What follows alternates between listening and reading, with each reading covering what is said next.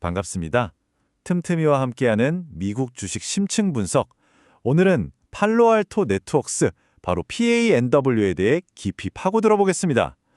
요즘처럼 모든 것이 인터넷으로 연결된 세상에서 사이버 보안은 이제 단순히 IT 부서만의 일이 아니죠. 이건 비즈니스의 생존이 걸린 핵심 과제가 됐습니다. 특히 거시경제가 불안할수록 기업들은 더더욱 자신들의 핵심 자산을 지키기 위해서 보안 투자를 최우선으로 생각할 수밖에 없어요. 바로 이런 상황에서 생성형 AI가 등장했는데 이게 마치 활활 타는 불길에 기름을 부은 격이 됐습니다. 그러니까 지금 우리는요, 완전히 새로운 종류의 사이버 군비 경쟁 그 한가운데에 서 있는 겁니다. 해커들은 AI를 이용해서 아직 아무도 모르는 시스템의 허점, 이른바 제로데이를 순식간에 찾아내는 날카로운 창을 만들고 있고요. 기업들은 또 AI로 그 공격을 실시간으로 막아내는 견고한 방패를 만들고 있죠. 그야말로 보이지 않는 전쟁이 이미 시작된 겁니다. 이 AI 가는 게 참 재미있게도 딱 양날의 검 같아요. 개발자들한테는 생산성을 확 높여주는 정말 똑똑한 조수인데 해커들 손에 들어가면 시스템을 순식간에 무너뜨릴 수 있는 가장 강력한 무기가 되기도 하거든요. 더 빨리, 더 많이 만들수록 그만큼 더 많은 허점이 생기는 거죠. 바로 이 지점 때문에 팔로알토 네트워크스 같은 거대 보안 기업들이 지금처럼 아주 과감한 전략적인 결정을 내리고 있는 겁니다. 시장이 아무리 불안해도 이제 보안 투자는 선택이 아니라 생존을 위한 필수가 되어버린 거죠. 자, 그렇다면 이 업계에서 가장 큰 순수 보안 기업은 이 새로운 현실을 어떻게 돌파하고 있을까요? 이제 그들의 핵심 전략, 그러니까 이 회사의 비즈니스 모델이 대체 뭔지 그 본질을 한번 들여다보겠습니다. 이 회사가 내세우는 핵심 전략, 그건 바로 플랫폼화입니다. 이게 뭐냐면요, 고객들이 서로 호환도 안 되는 수십 개의 보안 프로그램을 쓰면서 느끼는 지출 피로감을 해결해 주겠다는 겁니다. 사실 기업들이 보안에 수십억씩 쓰면서도 정작 프로그램끼리 서로 말이 안 통해서 보안에 구멍이 뚫리는 경우가 허다하거든요. 이런 아이러니한 상황을 막겠다는 거죠. 마치 우리가 넷플릭스 구독하듯이 한번 이 생태계에 발을 들이면 헤어나오기 힘든 그런 강력한 보안 생태계를 만들겠다는 겁니다.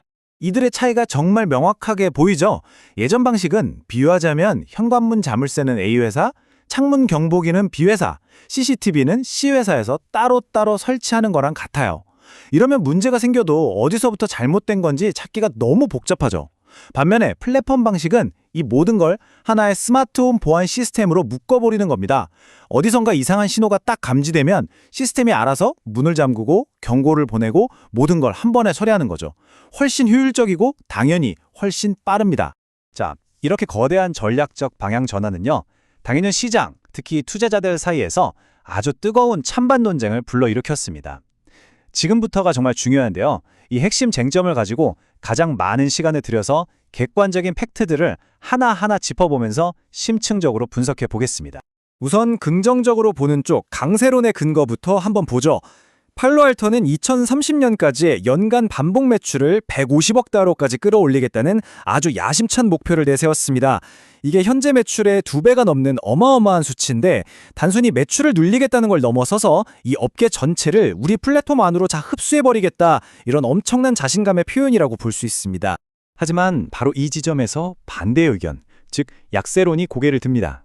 이 야심찬 계획에는 당연히 대가가 따르거든요.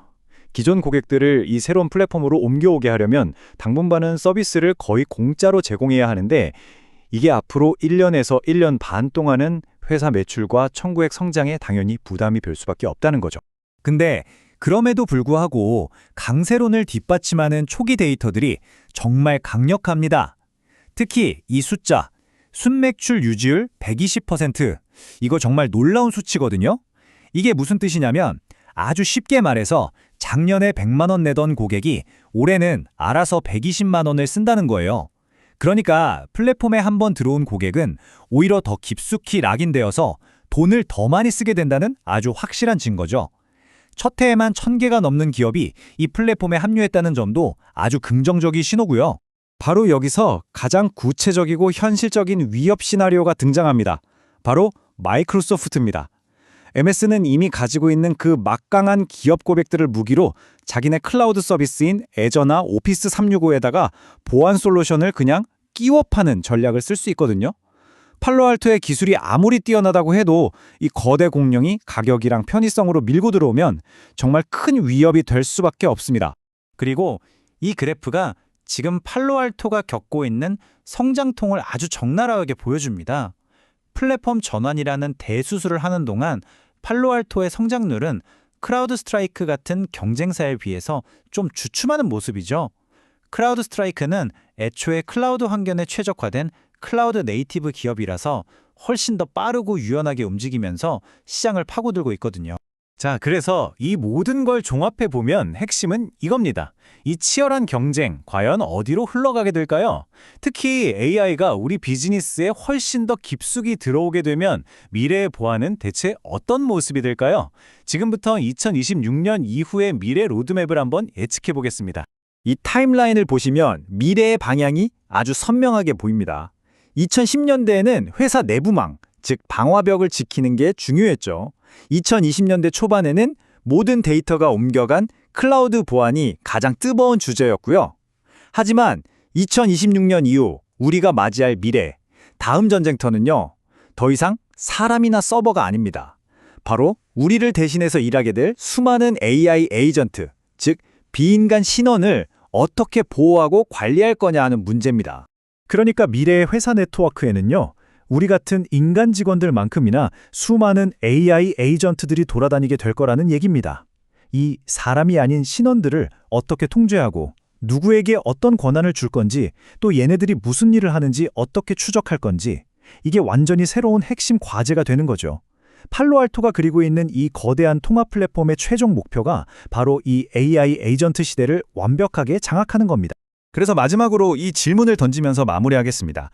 AI 에이전트가 우리의 새로운 동료가 되는 시대에 팔로알토 네트워크스가 만들려는 이 거대한 통합 요새는 과연 모든 공격을 막아내는 궁극의 방패가 될까요?